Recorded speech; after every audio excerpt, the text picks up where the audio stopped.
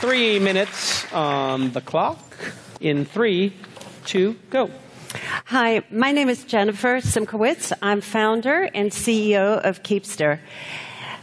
560 billion text messages are sent every month worldwide. We use texting way more than we do social media. The problem is with the volume and the fragmentation, it's unnavigable. Keepster is here to deal with that. Keepster creates order and extracts meaning from this mass of messaging. So here is how it works.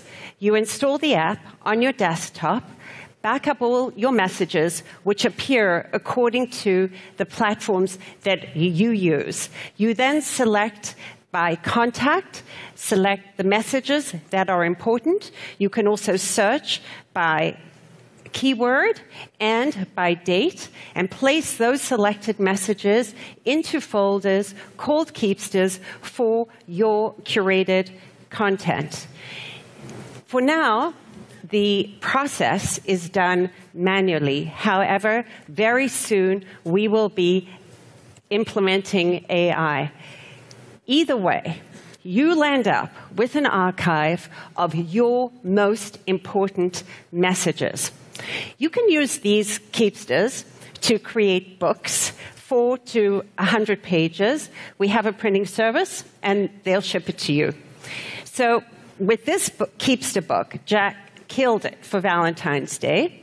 And here, this Keepster book is packed with messages that came in to welcome baby Luna on her arrival. Our biggest our competitors, the people who we see are closest to us. There's no real direct competition, but the people closest to us are the online photo print businesses. It's a $2 billion business. That tells us that people are willing to spend their time and their money to preserve their most important moments. The great thing about Keepster is we can import text. The others just do photos. Our early testing shows us that women 25 to 45 who like to upload photos and our moms are going to be our first adopters. We are going to focus on these memory keepers and give them a range of great products, including cards, digital sharing, and video. However, we believe that with the tools that we've developed, these are valuable to all messaging users and eventually could be used in enterprise. We're excited. We start our beta launch next week, and our biggest priority is going to be on implementing smart search tools and AI. Here is my great team, and I'm inviting you, please, to sign up for beta testing. Come visit us at our booth to see our products, and remember, Keepster, what matters most. Thank you. Okay, well done. Very good. All right, feedback from our judges. So I guess my question is, how frequently do you expect people to have this behavior of wanting to save?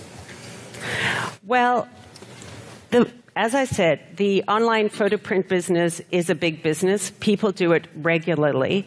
I think that once we've implemented AI and smart search tools, I think people will do it on a more regular basis. I think right now, the people that our customers are going to be those people who make photo books for milestone moments. But built into this is the capacity for this to be a regular, ongoing way, because there's really no way. Do you have any data on how often people make these books? We are pre-launch in terms of how many times people make photo books like a year. That's a great question, and thank you for asking me that. I need to check that. I've just sort of been overwhelmed by and by the way, Amazon has even gone into the photo printing business, so they clearly know what they're doing. We know that it's a growing market. It's grown by about 11.7%, I think, over the last year.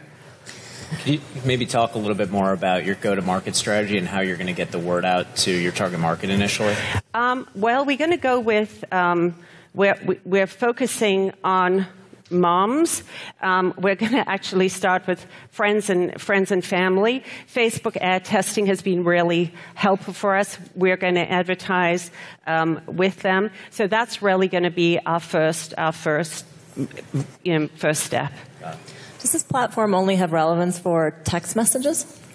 No, the books in the samples that maybe you'll see, it includes text at the moment, text and photos and emoji. Eventually, we will expand to include video and eventually voice as well. So it's a way to curate all this media that we have out there. And we're starting with text messaging because we actually believe that no one's really taken text messaging seriously. What's happened is that there's been an increase in the number of text messaging platforms, but there's really nothing there to do to manage it. Text aggregators put it all in one place, but they are not actually providing some sort of structure to make sense out of all this data that we have. I guess I'm asking, I might be naive, but most of my content is actually on Facebook or on other social media, not on text. So text for me is just more about like convenience and like small group of people. This is not going to be for everyone, but what it shows is there's like 80. Has a difference for you. Go ahead. Okay. Well, I would buy a book like that. So like some of our most intimate conversations and relationships are actually through text, and my whole history with my girlfriend is full of things just between me and her. Great, good. And I would be a customer. So please, two things. I would be a customer. I would buy a book. I don't know how often I would buy a book, to Nir's point, but I would buy a book and gift it to my girlfriend and be, hey, here's a conversation when we first met, like 2 years ago. And I think that would be special and interesting. I guess one piece of feedback was in the beginning of the pitch, I didn't know the direction. It was unclear that you were kind of moving into this book and this artifact space, more like an app to aggregate your conversations. So just one piece of feedback. My question, though, is more around how do you know how many people are like me that might buy a book? Do you have any data around how many people would actually do this and actually purchase a book of their conversations with loved ones or friends? For example, we looked at, I think it was the last month of 2015, 26 million people visited an online photo print book service. That's a lot of people. The idea, what we have to take on is explaining to people that now, your texts are as valuable as your pictures. I think that that's going to be a challenge for us, but I'm kind of excited by it because I think that there is no other way to preserve our meaningful communication, and down the road, that's really important. So, again, pre-launch. This is a product question for you, Ryan. Product question for you, Ryan, is how far back does iMessage go? Do you know? Because I'm kind of having this like, wait a second, I've had years and years of this. Is it all gone? And I'm kind of having this regret.